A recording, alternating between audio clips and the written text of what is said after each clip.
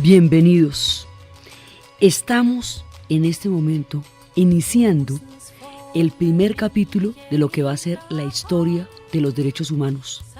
Y en la medida en que nos metemos a hacer esto, estamos formando parte de una gran epopeya que ha realizado el conjunto de la humanidad a lo largo de siglos para concebir la idea de los derechos humanos, para hacerla posible, para llevarla a cabo, para que puedan existir y para que se conviertan en una especie de brújula, de derrotero, de instrumento de navegación frente a la más terrible barbarie que muchas veces nos pueda asolar. Muchas veces las circunstancias son tan complejas, tan difíciles, que parece totalmente descorazonador el pensar en la idea de los derechos humanos, pero es precisamente en esos contextos donde ha tenido toda la fuerza y toda la posibilidad el desarrollo de esa idea. Entonces los invitamos a formar parte de todo el concierto humano que ha hecho todos los esfuerzos para que estas ideas sean posibles. Resulta que a nosotros nos dice en una oración por la dignidad humana, Pico de la Mirándola, nos pone la cosa del siguiente tamaño. Dice, como si fueran las palabras de Dios: no te he dado ni rostro ni lugar alguno que sea propiamente tuyo, ni tampoco ningún don que te sea particular, oh Adán, con el fin de que tu rostro, tu lugar y tus dones seas tú quien los desee, los conquiste y de ese modo los poseas por ti mismo.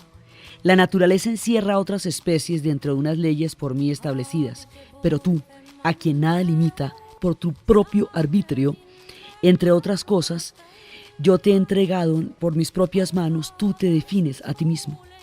Te coloqué en medio del mundo para que pudieras contemplar mejor el mundo y lo que contiene. No te he hecho ni celeste, ni terrestre, ni mortal, ni inmortal, a fin de que tú mismo, libremente, y a la manera de un buen pintor o de un hábil escultor, remates tu propia forma. Entonces, ahí quedamos. Mejor dicho, usted es libre de crear el tipo de sociedad que quiera. Tiene todas las posibilidades para hacerlo. Entonces vamos a ver cómo empezó a surgir la idea.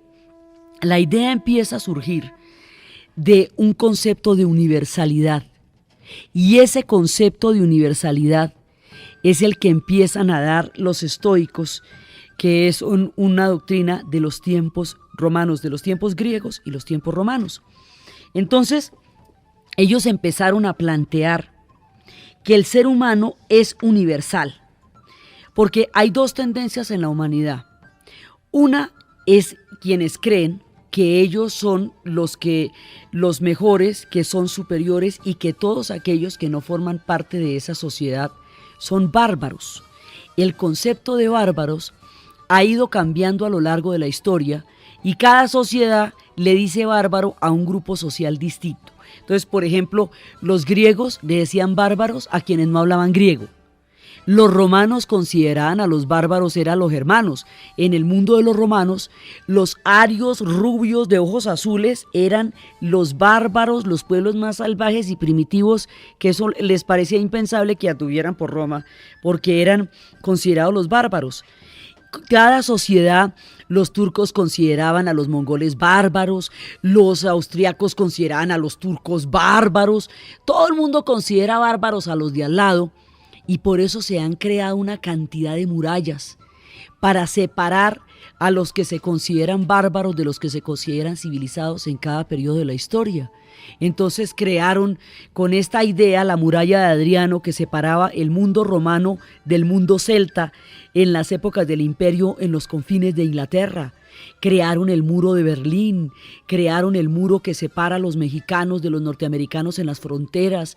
Por eso se han creado muchas barreras, por eso Pink Floyd habla de cómo se fue construyendo una pared, y esa es la pared de la que nos cuenta cuando nos habla de cómo ladrillo a ladrillo se han construido esas paredes para aislar a los seres humanos. Estas paredes de las que nos habla Pink Floyd, estos muros que este grupo inglés nos ha mostrado en una obra grandísima, se construyeron a través de los prejuicios, de la xenofobia, de una educación que hace que las personas se sientan mejores que sus vecinos, que han alimentado todas esas ideas de que el otro no es igual a mí, que las personas que no son de mi aldea, o que no son de mi región, o que no son de mi pueblo, o que no son de mi villa, o que no hablan mi idioma, o que no son de mis mismas características físicas, son bárbaras. Esto ha sido una tendencia que ha llevado a las cosas más graves y que es precisamente una de las maneras como se ha tratado de separar el mundo. Pero hay otra tendencia, que es en la jugada en la que estamos, que dice que no, que todos somos iguales y que eso es una verdad de a puño, evidente por ella misma.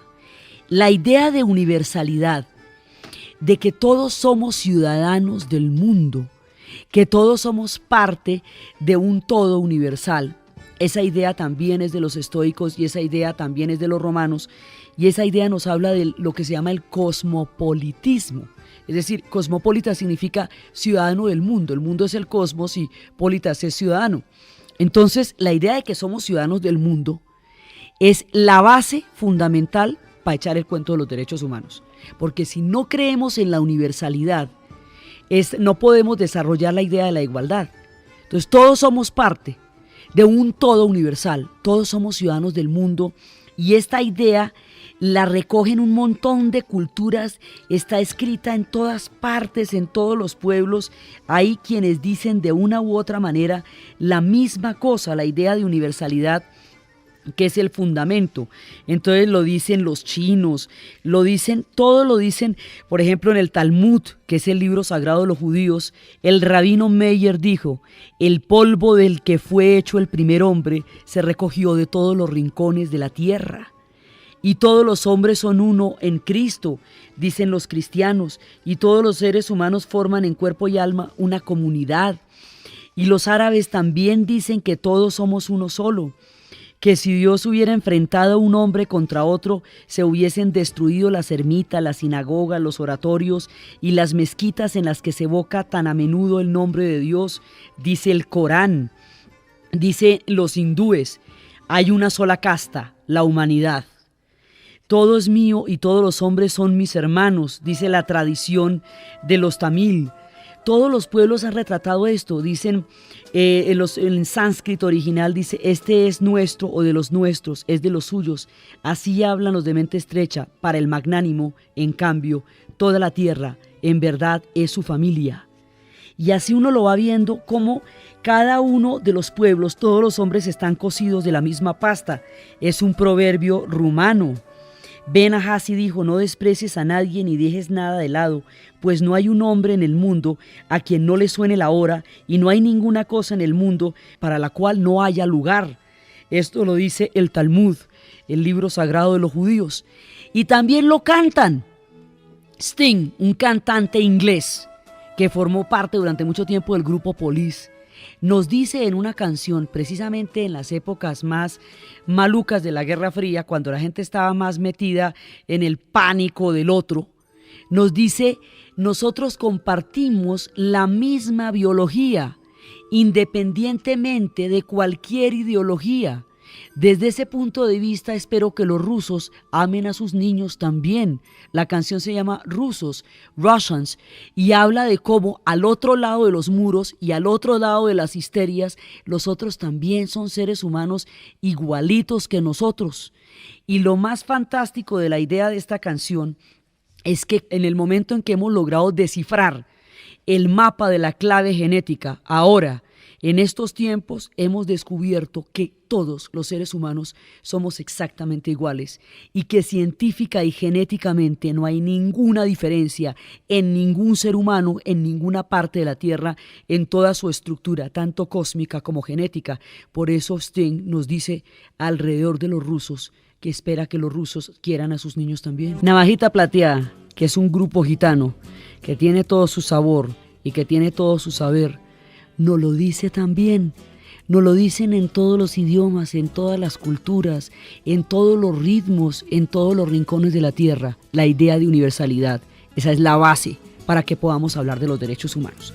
Habiéndonos puesto de acuerdo en eso, que todos somos ciudadanos del mundo, que no hay sino una sola patria, que es la tierra misma, y que todos estamos accidentalmente en una o en otra parte de la inmensa geografía humana, pero todos somos parte de todas partes de la tierra. Por eso lo que pasa en todos lados a todos nos concierne y a todos nos afecta, porque dice ciudadanos, pueblos, aún la humanidad entera están unidos por ti en la creencia de un origen común, en las maneras de asociarnos. Los hombres nacen y se hacen como hermanos. Y eso lo dice San Agustín, y la idea usted la puede rastrear en todas partes. Ahí vamos, la idea de la ciudadanía universal. Después de eso, esa es la primera idea. La segunda idea parte de la base de que hay algo irreductible en la naturaleza humana. Hay algo que hace que nosotros, un principio básico que unos dicen que forma parte de lo sagrado, ese concepto viene de la Edad Media y viene del Renacimiento y se le conoce con el nombre de jus naturaleza. Y el concepto de jus naturaleza es una manera de decir que todos los seres humanos tenemos una calidad que es la dignidad humana, que es irreductible, y que por ese ser que todos somos tenemos derecho al respeto hacia nuestra propia integridad y a nuestra dignidad como seres humanos. Entonces, ahí vienen las ideas, y esto es el fundamento del respeto, es el saber que todos somos seres humanos y que todos tenemos una parte de nuestra naturaleza que es divina. Eso lo dice San Agustín y lo dice Santo Tomás de Aquino, y es el que lo formula en el medioevo. Eso también piensan los hindúes, que nos ven como parte de una gran cadena cósmica que es la vida, de la cual todos somos una parte de la maravilla de la creación del cosmos. Eso lo tienen en todo el concepto de lo sagrado, se basa en lo sagrado que hay en nosotros. Eso sagrado que hay en nosotros, lo irreductible, lo que nadie puede doblegar de usted, esa parte de su mente en la que solo usted manda, esa parte de su espíritu que solo usted gobierna. Ahí está la dignidad humana. Entonces, como el camino es tan complicado, ¿sí? Porque esto no, la historia de esto es una historia tortuosa, difícil, llena de obstáculos. Entonces, los estoicos proponen lo siguiente. Ellos dicen que ellos no saben si exactamente existe un sentido para todas las cosas en la vida. Decía el mismo emperador Marco Aurelio, que decía que el mundo era una comunidad de dioses y de hombres que de pronto careciera de un sentido último, pero nos impone el deber ineludible de reducir la crueldad e incrementar la amistad entre todos los miembros de la comunidad humana. Y de eso se trata. Mejor dicho, puede que no sea fácil ni sea viable muchas veces, pero todos tenemos el deber de reducir la crueldad en la comunidad humana, y de eso se trata, y de fomentar la amistad entre la comunidad de los humanos, digamos, esa es la idea. Decían ellos, para describir este fundamento de la dignidad, dicen, mire, hay una cualidad de lo humano que es la aspiración a lo mejor y a lo duradero en medio de lo peor y de lo contingente. Porque usted en la peor de las llevadeces quiere ser feliz de todas maneras. Dicha calidad humana se llama dignidad y entraña la defensa de la igualdad en el corazón de la diversidad, la reivindicación de la libertad frente a la muerte y la búsqueda de la justicia a pesar del caos.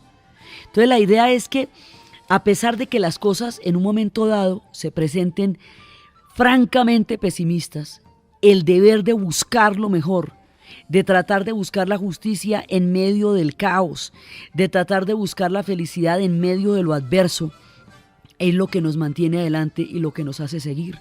Eso era lo que decía Kant también cuando hablaba del reino. Kant, el filósofo alemán, el duro. Él decía que uno debía actuar como si estuviera en el reino de los fines, como si uno viviera en el lugar donde las cosas fueran como deben ser, aunque no viva allá, aunque no esté allá, debe comportarse diariamente como si viviera en el reino de los fines, porque tiene que tener unos ideales éticos que le permitan buscar hacia dónde se va a desarrollar para ser cada vez más humano. Ese es el concepto de jus naturaleza, es la búsqueda de eso. Los epicúreos, los hedonistas, otra de las escuelas griegas, decía que el hombre buscaba el placer, que tenía la naturaleza de tratar de buscar el placer y que eso estaba bien. Y que para buscar el placer, digamos, el placer en el sentido de su propia, también de su propio goce y el goce de la sociedad, un placer que también es colectivo. El placer se puede buscar porque también, dicen, todo privilegio, toda casta es imaginaria. La aristocracia es imaginaria, decían los sofistas. Y el placer es una búsqueda a la que todo aspira, decían los hedonistas. Entonces vamos a buscar un consenso de leyes, un consenso de Estado que nos haga que estas cosas sean posibles. Entonces todo el mundo le va trabajando a la idea desde una y otra forma para crear y que quede clara la idea de la dignidad humana. A usted nadie lo puede reducir a la infamia, ni a la humillación, ni a la miseria, porque usted es un ser humano y usted vale por eso. Y a pesar, esto es lo irreductible y esto es lo bonito también de la idea, porque es la que va a permitir que usted tenga sentido de su propia valía, aún en los momentos más terribles. Y esto también lo cantan, porque todas las historias también están cantadas.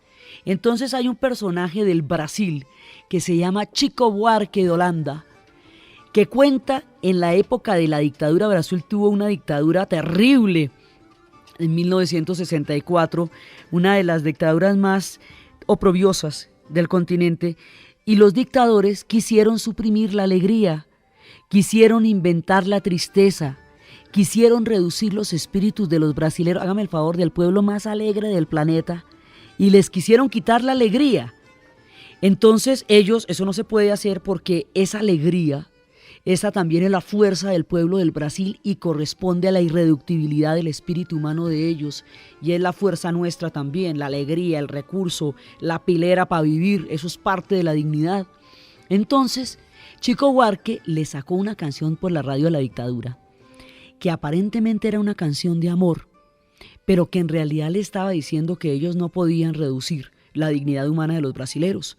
Entonces le decían que a pesar de usted, mañana va a ser otro día. O sea que la dictadura no podía evitar el amanecer. Y la dictadura no podía evitar la alegría, ni podía evitar que la gente siguiera viviendo y palpitando por dentro, porque ese es el concepto de la dignidad. Aparentemente era una canción de amor y la pasaban por la radio sin pillarse lo que les estaban diciendo. Pero les estaban diciendo eso, a pesar de usted, mañana va a ser un nuevo día. A pesar de usted, mañana va a ser otro día. ¿Cómo va a esconder toda esa euforia? ¿Cómo va a prohibir la canción? ¿Cómo va a prohibir que la gente se ame? A pesar de usted, mañana va a ser otro día. Entonces, con esta evolución histórica de las ideas y la manera como la gente la canta, la baila, la zambea, la dice, la chismosea, se va creando la historia de los derechos humanos, porque la historia de los derechos humanos es la historia de una idea que se va desarrollando en la cultura. Entonces, que la van desarrollando los estoicos, que los epicúreos, que los sofistas dicen una cosa, que todo el mundo va diciendo, de una u otra manera va añadiendo. Y entonces, bueno, ya tenemos la idea de que somos universales, ya tenemos la idea de que tenemos una dignidad humana ineluctable, que debemos reducir la crueldad, que debemos buscar fomentar la amistad entre los hombres. Ahora, ¿cómo concretamos eso? Porque ahí, mejor dicho, nos podíamos estar discutiendo al respecto, pero eso hay que concretarlo. Entonces, para concretarlo, lo vamos a volver leyes, lo vamos a volver un contrato en el cual nos pongamos de acuerdo para hacernos pasito. Y ponernos de acuerdo para hacernos pasito es establecer un contrato donde la voluntad libre de todos nosotros pueda traducirse en unas reglas del juego. Eso va a ser la idea del contrato social. Entonces, ¿qué es el contrato social? Unas reglas del juego para poder convivir. Y esa idea se la inventan los manes de la ilustración, la gente de la ilustración, que eso vamos a ver de dónde sacaron esa historia tan poderosa. Entonces, tenemos las leyes, las vamos a consignar y después a estas leyes les vamos a volver una constitución. La manera como estas leyes se escriben, se concretan, se hacen valer, se vuelven elementos y juicios para normatizar una sociedad, para protegerla, para garantizar que todas estas ideas tengan cómo llevarse a la práctica, eso es lo que vamos a ver en el siguiente programa. Entonces los esperamos allá y los esperamos desde los espacios donde nos dicen que existe una inalienable dignidad humana, que debemos y tenemos el deber ineluctible de reducir la crueldad y fomentar la amistad entre los hombres, que nos podemos hacer unos a otros por la libertad. Desde ahí, desde donde se están formando estas ideas, vamos a volver las leyes y ese es el cuento de la próxima vez.